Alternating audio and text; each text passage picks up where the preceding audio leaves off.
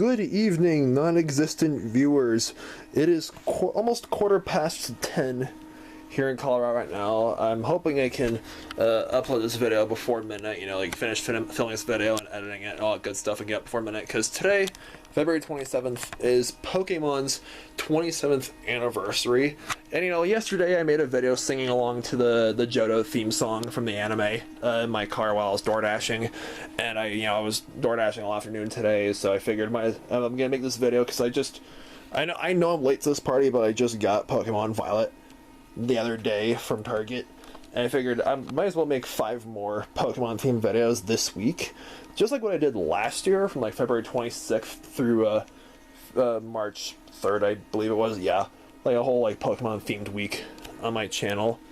And yeah, so I just again, like I said, I know I'm late to this party, but I just was hearing a lot of really great things about Scarlet and Violet, how it's like it was open world, and it's the region is gorgeous, and how like adorable like Fuecoco is. So I was just like, yeah, might as well hop on this bandwagon too and play it. Like, Pokemon's been my favorite gaming franchise. If I had to choose like a singular like favorite franchise, I would say it's Pokemon, with Call of Duty being like a close second. I don't have any of the software like make like legit like Pokemon Let's Plays or any like Switch Let's Plays on my channel. In all honesty, I don't really plan on doing so, because the way I like to play Pokemon is sort of just like, it's kind of like my version of me time and therapy in a weird sense, where I like to get out of the house, I'll go to like a grocery store or a coffee shop or like a bar or a restaurant or a library or something like that, and just bring my Switch or my 3DS back into 3DS or DS days and just play. Or if I'm like traveling, like if I'm on the airplane or on a bus going places, I bust out my Pokemon. So yeah, I just figured, making like Pokemon Let's Plays is just wouldn't really do my cup of tea personally, but the occasional videos talking about Pokemon, that's a different story. And yeah, I chose Quaxley. I named him Sir Quax-a-Lot. Like, my friend who gave me this Switch, she chose frick, I got Bulbapedia up on my laptop right now. What's the grass cat's name? Springatito. Yeah, she chose Springatito. And my other friend in Nebraska chose Fuecoco. So I figured, I usually go with the fire starter Pokemon when I play Pokemon games, because fire types are like one of my favorite types. But I figured, usually I like to see like what my friends are choosing, and I choose something else, so I just went with Quaxley. The one thing that kind of bugs me with Fuecoco, this is not like a legit problem with the game by any means, is that like I was really on board with like the fan theory that all the fire starter Pokemon were based on the animals in the Chinese Zodiac. Like, Charmander is, so allegedly, of course, Charmander is the dragon, Cyndaquil is the rat, Torchic is the rooster, Chimchar is the monkey, Tepig is the pig, Fennekin is the dog, Lenton is a tiger, Scorbunny is a rabbit. I was kind of bummed that they didn't base Fuecoco on a snake. But here's the thing, that's just a missed opportunity, not like a legit problem, because Fuecoco is adorable. He's a short, plumpy, like, ball of spicy joy. And also that theory was always like, let's be frank, that theory was always kind of a stretch in the first place. But yeah, I love Paldea's design. I love how like it's open world and stuff like that, where like I beat the grass gym, I've the fire leader in Team Star, and I've also taken down the Cloth Titan. I just love how like there's just terrestrial rock type crabs in this region that live in the mountains. Like I so wish those were like in real life too. Just imagine like giant crabs in like the mountains of Colorado. That'd be scary but really cool at the same time. And how like one of the first bosses that you fight is just like a giant crab. I just thought that was amazing.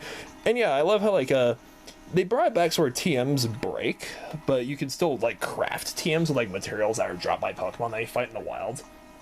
And yeah, so overall, like basically walking into this, like when I was a kid, I always bought like strategy guides for new Pokemon games, because my sister and we had like a copy of the Emerald strategy guide back in the Emerald days, and we bought like, and before she like stopped, like lost interest in like video games, like we would always buy strategy guides for Pokemon games. I didn't list one. I just wanted to go into like Scarlet and Violet mostly just blind. And I went into Legends Arceus the same way as well. Like I actually, unfortunately, I got Legends Arceus last year. Unfortunately, I never got super far into it. Not because I lost interest in it or that was a bad game. I just never really like saved the time for it, because last year I was working full-time at a dog daycare, and I was leaving Fort Collins and, moving off to zoo internships and stuff like that, so I never really, like, had a chance to play, like, as much of it as I could. But yeah, I figured, I was initially gonna skip Scarlet and Violet, but I figured, you know what, if I'm gonna make another Pokemon week on my YouTube page, just might as well like bite the bullet and just play it. And yeah, so far not regretting it. It's a lot of fun, and I'm really enjoying like the world and you know, Paldea, and I'm excited again. Not super far into this, but I'm excited as to where the direction that's going in. And yeah, here's my team as of now. Can't really say like I've made like a dream team. I'm a little disappointed that the pseudo legendary Pokemon is a ice dragon type. Every pseudo legendary Pokemon, like every generation, is at a dragon type pseudo legendary Pokemon except Johto with Tyranitar. Like, you know, there's Dragonite, there's Salamence. I mean, I love all these Pokemon, don't get me wrong, but it's like there's so many like dragon pseudo legendaries. Like there's Dragonite, there's Salamence, there's Garchomp, there's Hydreigon, there's Kommo-o, and there's Goodra, and there's Drexledge or whatever it was from Sword and Shield. Actually, I've never played Sword or Shield, so I should probably get around to doing that when I get the chance. But yeah, like then there's Metagross, but again, he shared the same region with Salamence, so it's like, why can't we just have like a pseudo legendary Pokemon that's not a dragon type? Or at least like introduce a bug dragon type, because like the one type, as far as I know, that has never been paired with a dragon, even like for legendaries. Like I'd love to see a bug dragon type.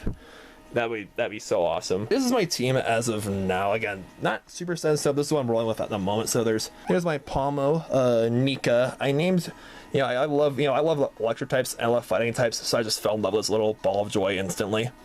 And that's Usiri, my Growlithe. Like I love fire types, so let's try to have at least one fire type on my team. I named my Growlithe and my Palmo after Usiri and Nika, the two tigers that I worked with at the zoo in Nebraska. You know, but unfortunately, like they both passed away December of my internship there. May they rest in peace. I mean, they were super old, but really fun to work with regardless. They were super cute. And yeah, that's my Skiploom, Pippin. You know, again, I also I try to have the main the main three types, like grass, water, and fire in all my teams, or electric, like at least 3 out of those 4. So I'm gonna be rolling with this guy for now as well. I also feel like it's good to have at least one flying type on your team, and you know, I saw a whole bunch of Murkrow, so I caught this guy named Otis. I mean, I love dark types, so yeah, I figured I also have Murkrow on my team as well. And yeah, there's my Jigglypuff, Elise. I touched base on this last year, like when I ranked my top 5 favorite fairy type Pokemon at the end of Pokemon Week last year on my channel. That I chose Jigglypuff's my favorite fairy type because that was my friend's sister's favorite Pokemon as well. Yeah, and her name was Elise, so I figured it'd be appropriate and named my Jigglypuff after Elise. My friend Monique gave me this Switch. It belonged to Elise, but she took her own life August of 2021, and I made all those Pokemon themed videos last year, sort of like dedicated to her, and really just being super thankful for, you know, that Monique trusted me with her sister's Switch. And once again, just like last year, this Pokemon Week is dedicated to her. Depression is a horrible illness, and I really want to see it go away. And if you or someone you know struggles with depression or suicidal thoughts, I'm gonna leave the suicide hotline description down below. Or if you're a Colorado resident like me, I love the Colorado crisis line description too. And yeah, that's about it. Thank you guys so much for watching this video. My first impressions on Pokemon Violet. And again, if you guys need help, it's there. Don't hesitate to call the numbers I leave in the description down below. Thanks for watching. Stay beastly.